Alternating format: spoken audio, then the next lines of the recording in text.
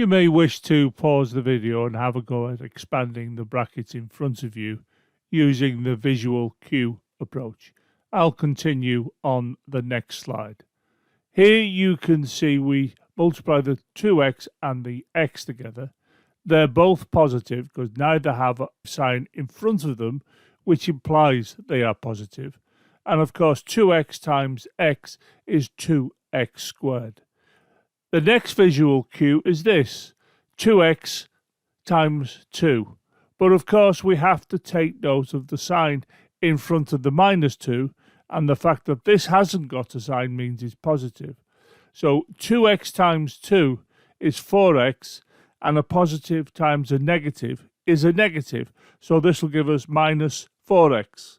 The next visual cue is shown here, where we have 3 times x giving us 3x, but we have to note that this is negative, and the fact that this doesn't have a sign in front of it means it's positive.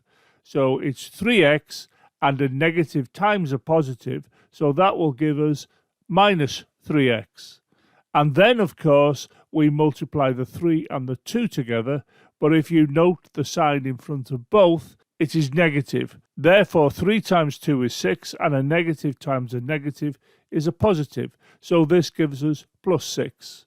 We then consider these like terms, which is minus 4x minus 3x, which is clearly minus 7x. So that is placed here. And then you bring down the 2x squared and the plus 6 to this position.